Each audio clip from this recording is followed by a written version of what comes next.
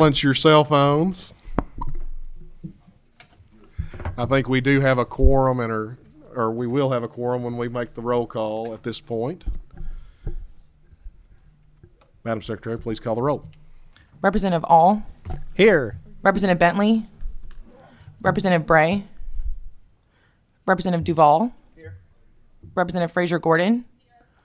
Representative Gooch. Representative Justice. Representative Lewis. Here. Representative McPherson. Here. Representative Rorix. Present. Representative Roberts. Here. Representative Smith. Here. Representative Stevenson. Vice Chair Lockett. Here. Vice Chair Pollock. Here. Chairman Meredith. Yes, ma'am.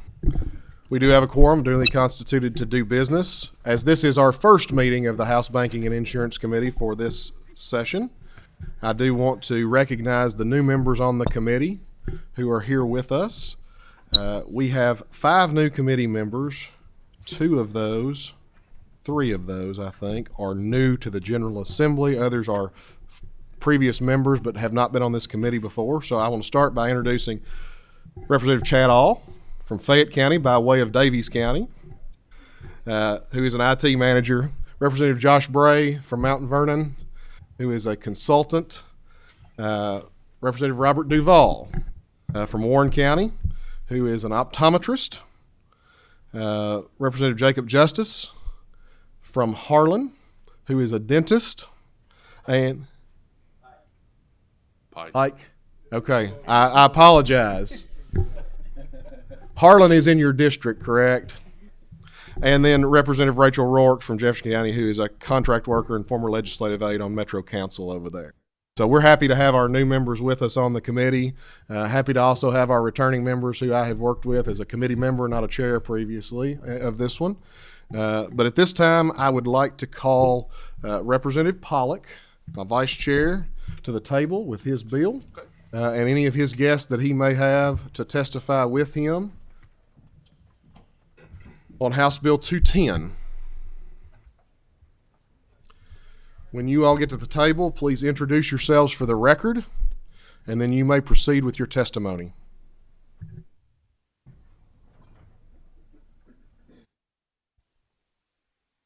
I'm Bob Dethridge with Shepherd Insurance. I'm also chairman. Please press the button and make sure your green light's on. Sorry about that. My name is Bob Dethridge. I'm with Shepherd Insurance. I am also chairman of the Kentucky Insurance Guarantee Association. My name is Scott Webster. I'm the executive director of the Kentucky Insurance Guarantee Association. Representative Sarge Pollock, District 51. Thank you, Mr. Chairman. Thank you, committee. Today's House Bill 210 basically shares with you all kind of a cleanup bill for the Kentucky Insurance Guarantee Association. There is a subcommittee or a committee sub on this bill, and it basically removes the following language from the definition of covered claim, and that's that consortium claims are not separate claims subject to separate coverage limits. So basically it addresses this in the covered claims. So that's what the committee sub does. Have a motion on the sub from Representative Bray, second from Representative McPherson. The sub is before us. No, we need to take a voice vote on the sub. All in favor of adopting the sub, say aye. Any opposed? Sub is now before us. You can do the further explanation of the bill. Thank you, sir. So basically, what is Kentucky Insurance Guarantee Association? This is a association that was established in the Kentucky General Assembly back in 1972. And so it governs and basically overall a fund that protects insolvent companies that are members of or come into the state of Kentucky. So today we've got, again, Bob Dethridge, the board of president, executive director Scott Webster. They do run a current board, and so members are assessed to provide the funds to cover claims filed by claimants and policy holders of insolvent insurers. That's the purpose of the Guarantee Association. House Bill 210, what does it do? and it updates basically the statutes governing the KIGA for the first time since 1998. So this is actually the first time we've looked at this, updated, kind of the cleanup bill since 1998. It more closely aligns the governing statutes to those in the current National Conference of Insurance Guarantee Funds Model Act, but it does not adopt everything in that Model Act at the national level. So among the key provisions in the bill, self-insurers are barred from recovering from KIGA. It is important to note that the self-insurers are not members of the KIGA and have not paid assessments as members do. So this will assure that KIGA will not basically cover any of the self-insured funds that are out there. Updates of the definition of a covered claim, establish the limits of cyber security claims as well. So basically, in a nutshell, the KIG statutes, and it helps to protect their funds from being subject to claims by those who have not paid into their association. So that's the gist of the bill itself. I have a motion on House Bill 210 as amended by Committee Substitute 1 by Representative Bray, a second by Representative Lewis. Do I have questions from members of the committee? Representative All. I just have one question, and we talked about this on the House floor yesterday. Why not just make everybody be a member of the association so you didn't have these outside claims that would not be covered? Go ahead, Bob. Okay. Thank you, sir. The reason is there are two types of insurance companies. There are admitted insurance companies that go to the Department of Insurance and are granted a certificate of authority. And those companies look for the better business, the low exposure, the better claim history accounts. There is another group of insurance companies that do business that are non-admitted carriers, and they're not members of the guarantee fund. And what they do is they take the high-risk accounts that the admitted carriers don't want. I would say Lloyd's of London, but Lloyd's is right now an admitted carrier in Kentucky. But kind of your Markel, surplus lines brokers. And whereas I, as an agent, have a direct appointment from the companies I represent, the surplus lines go to a broker who agents like myself would go to purchase the policies for high-risk accounts. So if it's just the way the statutes are written. Go ahead with follow-up, Representative All. Thank you, Mr. Chairman. Do other states have the same, I guess, bifurcation of admitted versus not admitted? And Yes, sir. okay. Very common. Any other questions from members of the committee? Seeing none, Madam Secretary, please call the roll. Representative All, Aye. Representative Bentley, Representative Bray, Yes, and I need to record a present vote. Representative Duval, Representative Frazier Gordon, Representative Gooch, Yes. Representative Justice, Representative Lewis, Yes. Representative Lockett, Yes. Representative McPherson, Yes. Representative Pollock, Yes. Representative Rorix, Yes. Representative Roberts, Yes. Representative Smith, Representative Stevenson, Chairman Meredith. Yes, ma'am. House Bill 210, as amended by Committee Substitute 1, does pass with favorable expression. Same should on the House floor. Thank you, gentlemen, for being here and making the presentation. Thank you, Mr. Chairman, and the committee. And I do want to notate, for those of you all who are in the room and have seen some of our members leave, we do have a couple of conflicts with other committee meetings. And so some of those members have had to slip out to get to other meetings. They weren't just jetting out of the meeting to miss the presentation coming up next. Next, that was the only bill that we have for consideration today. We are moving on to a presentation about the Kentucky Group Self-Insurance Fund and the solvency and administration of that fund. I think we should probably start. Commissioner Clark, Commissioner Wilhoit, if you all could come up.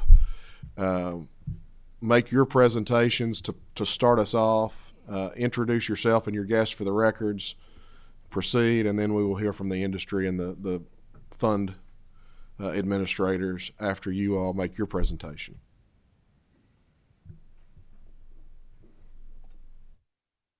Good morning. Hear me okay? Very good. My name is Scott Wilhoit. I am the Commissioner for the Kentucky Department of Workers' Claims. Good morning, all. My name is Sam Flynn. I'm Chief of Staff and General Counsel for the Education and Labor Cabinet. Hello, Sharon Clark, Department of Insurance Commissioner. Thank you all for being here. You may proceed with your testimony. Good morning. Again, thank you for having us here today. We're here today regarding the request by the Kentucky Individual Self-Insurance Guarantee Fund regarding their request for certain funds from the General Assembly for what they shortfall in the funds covering claims for this matter. I guess as a brief background note, I should tell you what the funds are, how they're created, and how they operate. These funds, three funds, were created by KRS 34906 in 1996. Three funds were created out of that legislation: the Kentucky Individual Self-Insurance Guarantee Fund, the Kentucky Coal Employer Self-Insurance Guarantee Fund, and the Kentucky Group Self-Insurance Guarantee Fund, which we're here today discussing. Two of those funds required posting of security with the Department of Workers' Claims: the Kentucky Individual Self-Insurance Guarantee Fund and the Kentucky Coal Employer Self-Insurance Guarantee Fund. One fund did not, and that is the fund we're here for today, and that's Kentucky Self-Insurance Guarantee Fund. Why that distinction? Because it's going to become evident that the Department of Workers' Claims for the self-insured guarantee, the group guarantee, and that may become some confusion as to why which one says full security for the other two, but not for the self-insurance guarantee. Also, too, there's going to be some reference today, and I want to be able to explain this, that as part of also our statute that was enacted in 2006, was the so-called 920 Fund. The 920 Fund, which references KRS 342.920, hence the name 920 Fund, it's kind of creation of a backstop, a safety net for claims that were predated March 1, 1997. It's important to know that date, March 1, 1997. What this fund does, and it's funded through we also receive an appropriation, but it's also funded through sanctions and fines we levy against the company. Keep in mind that the 920 Fund can only pay claims from pre-March 1, 1997. Again, that will to come out as I alluded to just a minute.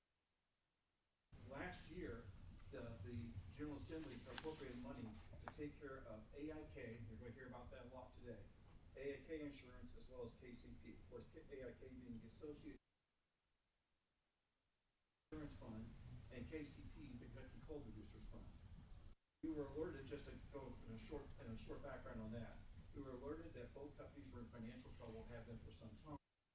In 2022, the General Assembly awarded an appropriation of $23 million to basically take care of these pre-March 1, 1997 claims on behalf of KCP and AIK Insurance. Again, there are still other AIK claims we're going to be talking about, but right now for that fund last year, that was 97 claims. Those are all wrapped up in a package, still in the loss portfolio transferred. Basically, they're taking care of those claims now. So everything regarding AIK insurance pre-1 1997 is taken care of. We're not here discussing those claims at all. With the Kentucky Self-Insurance Guarantee Fund, this is a separate appropriation distinct from that one from last year for those pre-March 1, 1997 claims. The KGS Fund, again, important to point out a couple of things in this that are important. They're not necessarily regulated by the DWC the way the other funds are. It's a way the statute's written, it's simply the way that it falls out that way. We have limited regulation at best, and for instance, neither Commissioner Clark nor myself we are considered ex officio board members of the board. In other words, we have no voting power, and we have no ability to tell the self-insurance guarantee what they do. That's an important distinction too on part of this as well. With the self-insurance guarantee here today, as they're running a shortfall. By the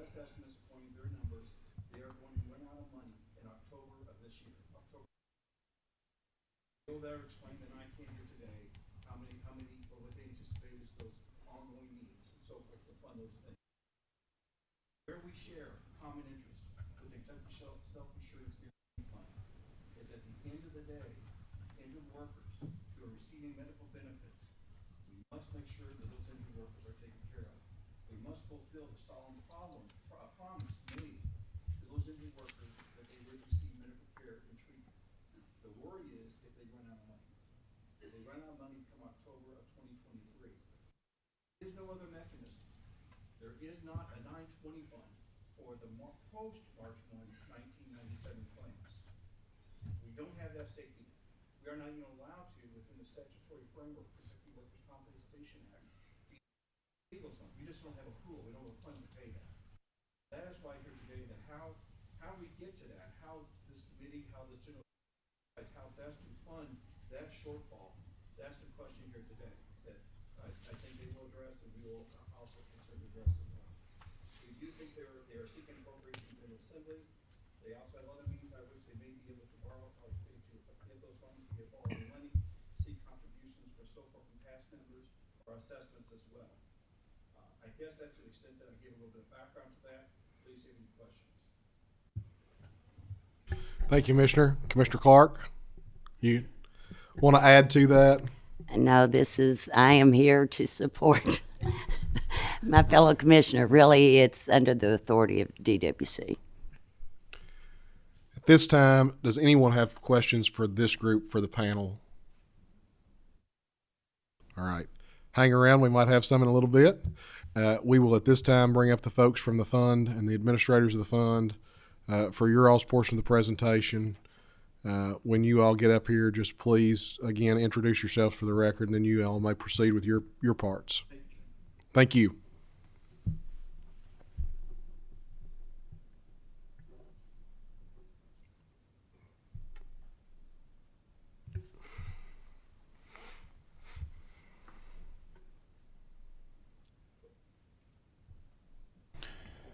Hi, my name is David Whitty. I work with Risk Management Services Company in Louisville, Kentucky. I serve as chairman of the Kentucky Group Self-Insurance Guarantee Fund by virtue of the fact that I do run one of the covered self-insurance groups. I want to thank Mr. Chairman and the committee for taking the time to hear us today. Hi, everyone. Thanks for the time. My name is Porter O'Brien, and I'm the COO representing the Kentucky AGC Self-Insurers Fund, again, one of the 3 remaining members of the Guarantee Fund. You all please proceed. As Commissioner Will mentioned previously, the Guarantee Association Fund was intended to pay the claims initially of a insolvent group self-insurance fund member. We were formed in 1997. We did an initial assessment at that time to fund the Guarantee Association. Those funds have stayed in place until the fund was activated. It takes a liquidation order to activate the group self-insurance fund, and that happened in July 5th of 2022. At that point, we started paying the claims of the post 3/1/1997 AIK claims. For historical reference, when the Guarantee Fund was started, there were 14 group self-insurance funds with a very large premium base to fund the association, and that's done. There's a maximum of 0.75% of premium per year that can be assessed in these funds. Since it started with 14 funds and a large premium base, today we're left with 2 group self-insurance funds, AGC Self-Insurers Fund and the Forest Industry Workers' Compensation Fund. Together, at the maximum annual assessment that we can generate is $410,000. The AIK, Associated Industries Fund, has a monthly burn rate of almost $100,000. So when we do our maximum annual assessment, which we've already done the first one since the liquidation order, that lasts us essentially 4 months. So we're living on borrowed time where workers are not going to get paid, and we have no way to do that. There has been some discussion, can we get a loan? I suppose that's possible, but we have an organization that is going to be insolvent before the end of 2023. I don't know who would be willing to loan money with a limited way to pay that back. So that's kind of the situation that we're in. The amount of money that we, in a perfect world, are asking for would be enough to do a similar transaction with KEMI or another insurance carrier called a loss portfolio transfer. And that would, in exchange for a premium, those claims would move to the new insurance company and they run them off to conclusion. So we are here not wanting to have to answer the phone call later this year that we're out of money. We can't pay your claim. So that's essentially, I'm trying to keep this at a high level and as possible, but happy to address any kind of questions. Anything on your side or? Okay. Ms. O'Brien, do you have testimony or? Okay. Representative Lockett has a question, I think, or a couple. Yes, thank you, Mr. Chairman. My first question is, can you go back and really explain in a little more detail in terms of how we got here to where we are? It's very concerning to me that we've got a group that is coming to the General Assembly asking for money for a fund that is now depleted or going to be depleted. So that's my first question. Can you state this is where we came from, this is how we got here, and the second part is say for instance that we do come in, your request is granted.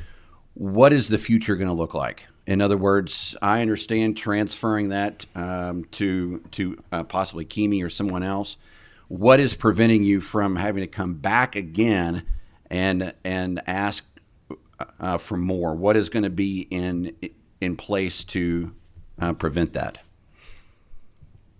Yes, happy to.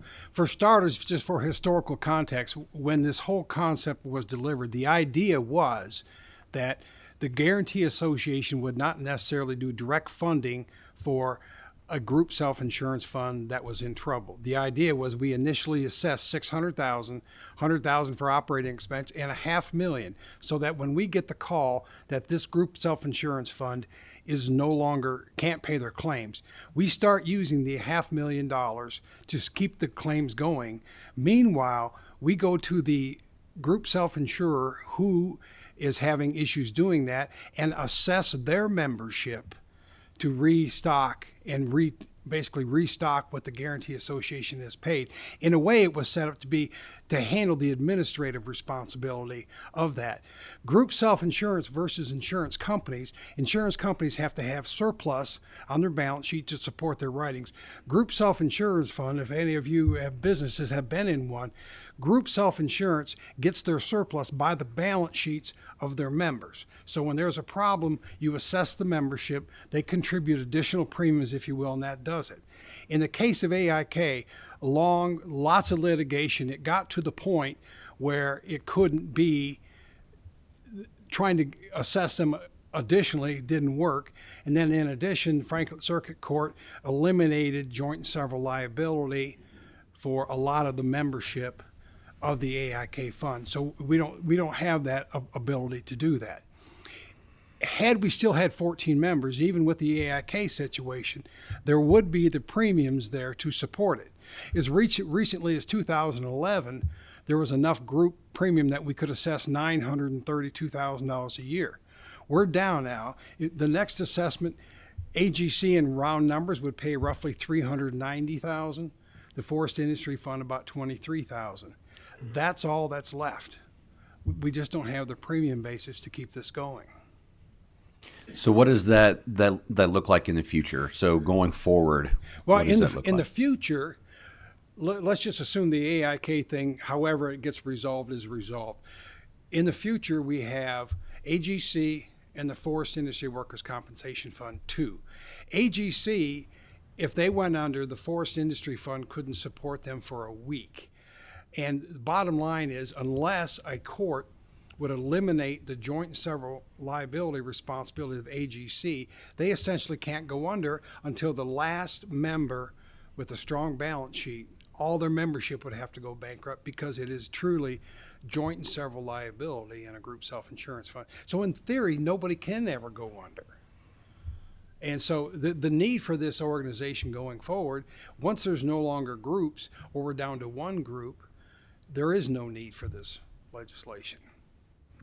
And, unless the amount of groups grew again, for some reason. But group self-insurance is really reduced countrywide, and particularly in Kentucky. 14 in 97 wasn't even as many groups as there were at one time, and it's gone straight down since that time. Representative Smith. Thank you, Mr. Chairman. First, I want to apologize. When I came in, I thought we was talking about unemployment. Then I shifted now to workman's comp, and that was my fault. And then I found out this is discussion only, so it helps me to know that we've got some time ahead of us to make a decision. But KEME was formed for a reason. Is this part of the reason it was formed, and it was government put together by the state government as a plan to have workman's comp for businesses out there? It's been in existence for several years, and I believe it's solvent. I believe it's doing well. And now you're saying there's outside agencies or companies that are doing this. Is this in competition with KEME? Yes. Kind of give me a background on. Yeah, it's another. Essentially, you have regular admitted insurance companies, which would include KEME. Mm-hmm. And then the other ways that you can meet your workers' compensation obligations is you can individually self-insure if you're large enough. Like a large employer in Kentucky needs a $10 million audited net worth to self-insure. So you'd have to be a big company to do that. And then the other one is group self-insurance fund. And that's what we're referencing. There was 14 at one time, and now we're down to 2. And actually, KEME starting is a big reason why the group market shrunk. KEME came in, KEME serves as a competitive state fund. They also serve as the market of last resort. So if you can't get workers' comp anywhere else, KEME provides that function. They replaced something called the assigned risk plan, which is run by the National Council on Compensation Insurance. And because of that, the companies got assessed because of the deficit in that assigned risk plan. So group self-insurers didn't get assessed. So there was a competitive force and an advantage to groups, and that's why they exploded. When KEME came, the assessments against carriers to fund the deficit in the assigned risk plan was eliminated. Then the carriers started competing again, and the groups that, many of them that were solvent enough, did a loss portfolio transfer and just basically shut down because there wasn't the competitive advantage anymore versus insurance companies. Just a quick follow-up, Mr. Chairman. Just so I'm on the same page now. Mm-hmm. So you're a independent yourself? Yeah, I don't work for the Guarantee Association. We haven't done anything except have annual meetings since 1997 and let our initial 600,000 grow to roughly 900,000 on an audited basis in July.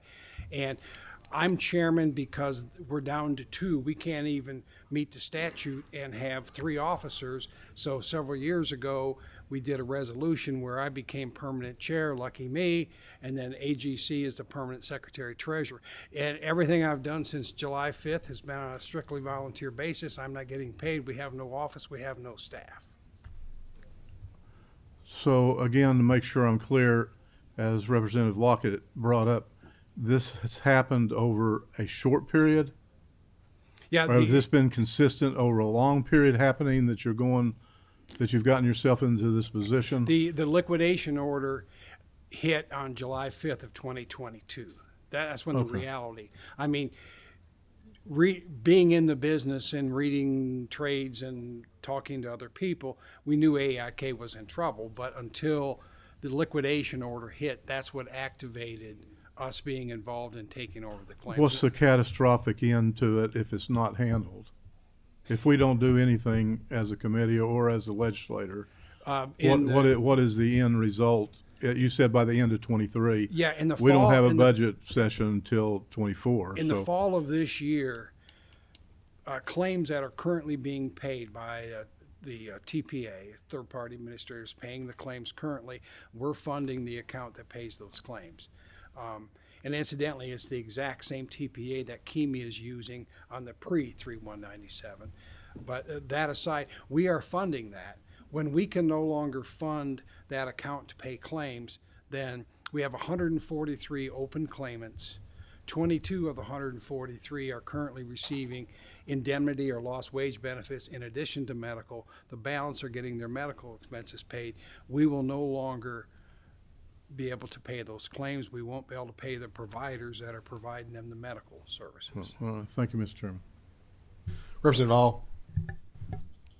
Thank you, Mr. Chairman. Representative Lockett asked several of the questions that I was going to ask. I'm most interested in understanding, and I don't think we got 100% clear on this. How are we going to stop this from happening? Let's say the legislature comes in and gives you the whatever it was did we get an exact fund or a number? Well, the outstanding reserves on the open claims is $9.2 million. To that, an LPT carrier would then put some loss development in there because the case reserves are a point in time what the adjuster thinks the ultimate value of that claim will be.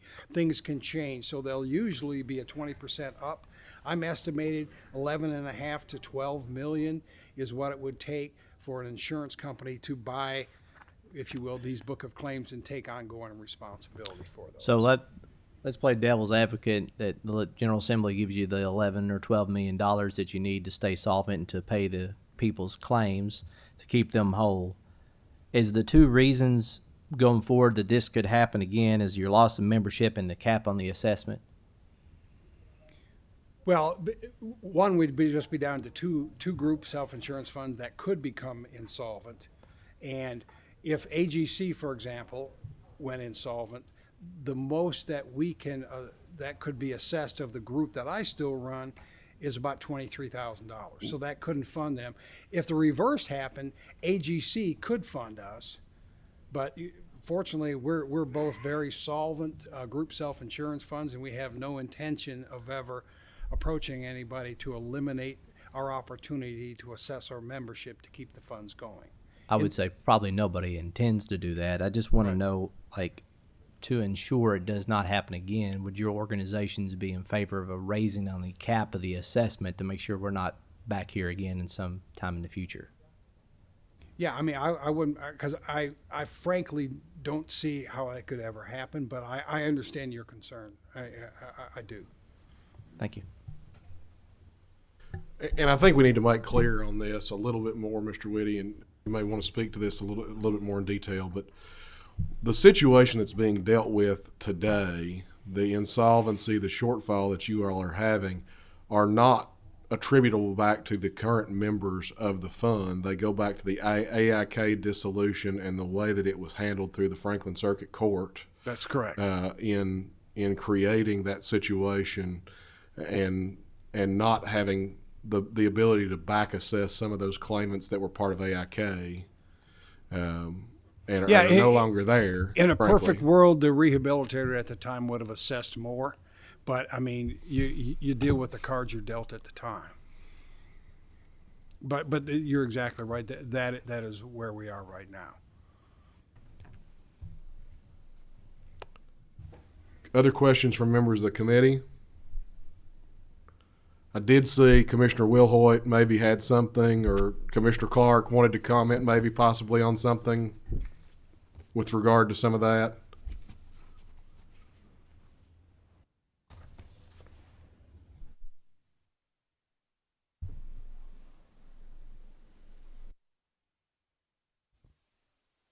Thank you for your time.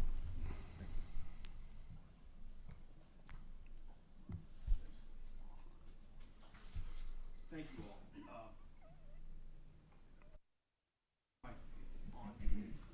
Again, let me stress this point that I think cannot be understated.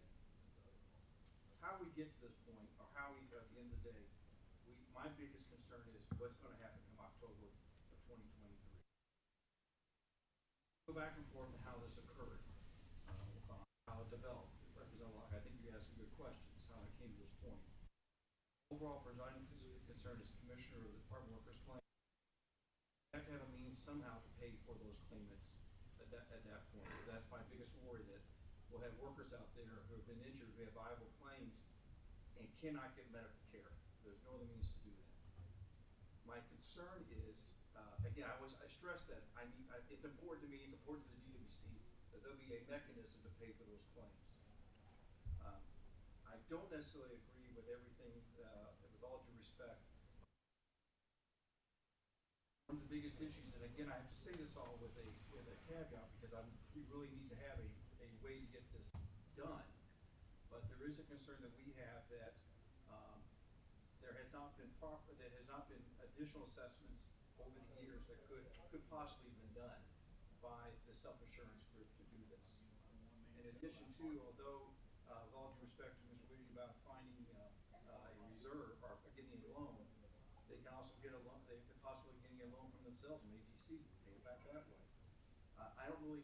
To me, it doesn't bother me how. It bothers me as a citizen of Kentucky, but I've got to provide him a way to make sure that fund there is money for that fund.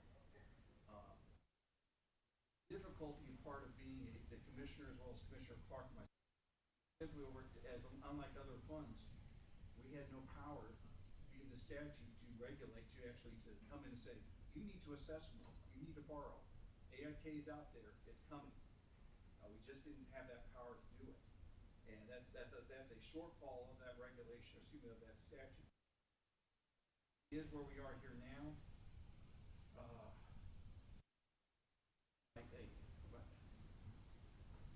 You see my conundrum that it's difficult because there has to be that funding for there.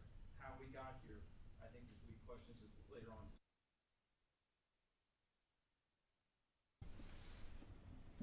Representative McPherson. So, in some form or fashion, would you be asking for the $11.5, $12 million now, or would you be asking enough to bridge us till we get to making a new budget in 25, 26? Good question. I asked that question, Mr. Whitty. He can more fill in that. So I asked that question: how much do we need to get to, basically to be to July of July 2024? Assuming that we have another legislative session, we come back and visit this, and I believe he can. Again, Mr. Whitty can say this better than I can, but my understanding was about 5. Get that, bridge that gap between October and to get us through the funding in July of 2024. That part. Good question. And Representative McPherson, I think that is a great question. And as we are in a short session with no budget process this session, I think the minimal amount to get through what we see as the looming issue is the most important number to get to today as we sit here and to talk about. The broader discussion of what going forward is and trying to get those into a loss portfolio or whatever is a broader policy discussion to be developed at a later date. But I think the stopgap provision is more important, and so I'm glad you asked that question too. Any other members of the committee have a question? Representative Gooch. Thank you, Mr. Chairman. Looking at the stopgap amount, it's not a lot of money. Is there mechanisms where we could get there, or funds that we could get there without opening up the budget? I think that's a question we're going to have to ask Representative Petrie in his role as chair of the Appropriations and Revenue Committee. I can't answer that question for you, and I don't know if there's anybody in this room that can answer that question right now. Representative McPherson. To follow up on that, then possibly you talked about getting a loan. If we looked at that and said, so you could get a loan possibly for a little over $500,000 to keep yourself solvent until which time we would have another budget session. I know nobody probably wants to give that loan in a sense, but there may be somebody out there in lieu of going bankrupt. That's a possibility, and Commissioner Clark can speak to the loan part. Yes, sir. We do have provisions in our statute that tells how a insurance company can invest their monies. And in this case, the Associated General Contractors could make a loan to the fund, and it is what we call a permitted practice. And our statutes allow the commissioner, me, to enable them to do that in case of unusual circumstances, which I think this is. Kind of getting back to Representative Gooch's question of how we could get there in lieu of A&R. If I may, again, I cannot stress to enough the concern that we have at the DWC, that however it happens, we've not faced a situation in Department of Workers' Claims where we couldn't pay injured workers. And I don't want that to happen. I don't think anyone in this room, and no one in this room, I can say for certainty, wants that to happen. And that's concern. That's concern that keeps me awake at night. How we take care to make sure that these workers, their medical care is taken care of, be it from October forward to whenever, or that gap from October of 2023 until we come back to another session. One more, Representative McPherson. I'm sorry. Yes. So follow up with that. Are you planning on bringing this before A&R before this year, or is it a possibility? Or The problem. It's not really. I have the concern, but I don't know. It's because it's a self-insured guarantee fund that we, the DWC, we don't have security to call or to do that. It's just the nature of the way this was set up. I'll be frank with you, I'm not a big fan of KRS 342.906, the way it was written, the way it's read, so forth. It is a concern. I don't know if we have that ability to do that. okay, To be honest. thank you. Sorry, Mr. Chairman. Any other questions? Mr. Whitty, I think you've got a follow-up maybe. If you come back up so you can get to the Thank you all. Thank you. to a microphone.